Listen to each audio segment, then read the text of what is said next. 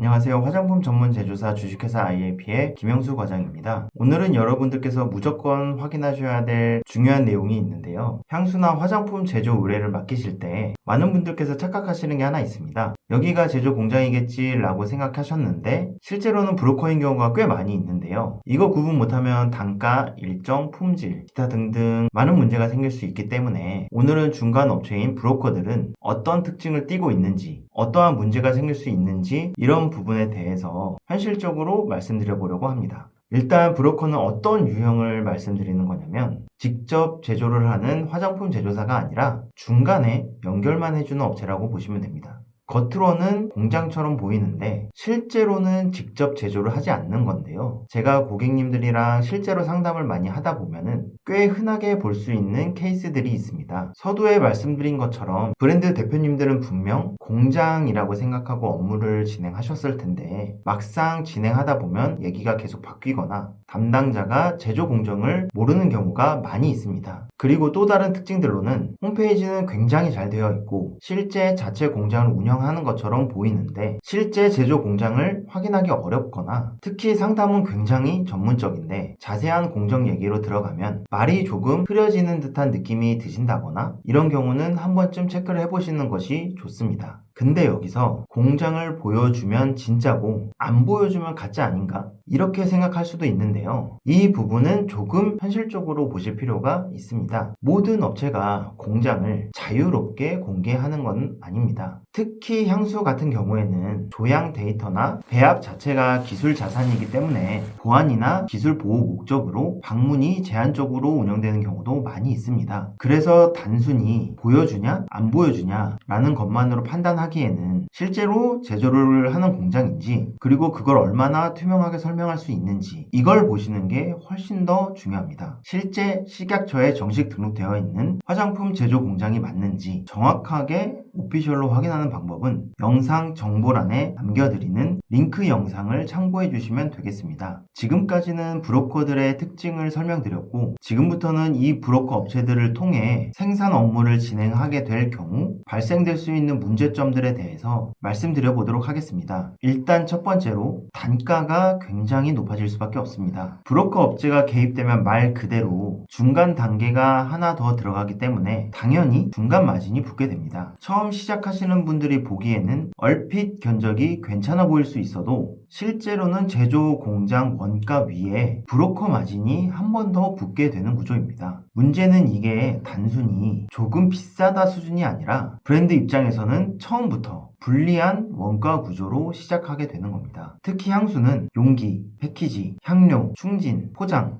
이런 공정 요소가 다 붙기 때문에 중간 유통 구조가 포함되게 되면 제품 원가 경쟁력이 쉽게 무너질 수 있습니다. 두 번째로는 문제가 생겼을 때 책임 소재가 흐려지게 되는데요. 이게 사실상 가장 큰 부분이라고 생각하시면 될 것 같습니다. 직접 제조 공장에서 생산을 맡기시게 되면 문제가 생겼을 때 어떻게 해결해야 될지가 비교적 매우 명확합니다. 반면에 중간 브로커 업체의 경우에는 브랜드사와 실제 제조 공장 사이에 한 단계가 더 있다 보니까 문제 발생 시 브로커는 공장 쪽 문제다. 공장 입장에서는 우리는 요청받은 대로 했다. 이렇게 브랜드사는 중간에서 정확한 상황을 판단하기 어려워지고 이도 저도 못하는 경우가 생기게 되는데요. 문제가 생겼을 때 누가 책임지는지가 애매해지고 결국 브랜드사는 시간만 낭비하게 되고 해결은 늦어질 수밖에 없습니다. 그 다음 세 번째로는 전달 과정에서 내용이 바뀌게 됩니다. 이것도 실제로 많이 발생되는 경우인데요. 브랜드사가 원하는 방향이 실제 화장품 제조사까지 한 번에 정확히 전달되면 좋은데 중간에 브로커 업체가 끼게 되면 정보가 한 번 더 전달되다 보니까 브랜드사의 의도와 디테일이 많이 달라질 수 있습니다. 예를 들면 원하는 향의 방향성, 지속력에 대한 기대치, 패키지 사양, 생산 일정 우선순위, 샘플 수정 포인트 이런 것들이 중간에서 정확하게 전달되지 않으면 공장은 공장대로 이해하게 되고 브랜드사는 브랜드사대로 기대하게 되면서 서로 결과가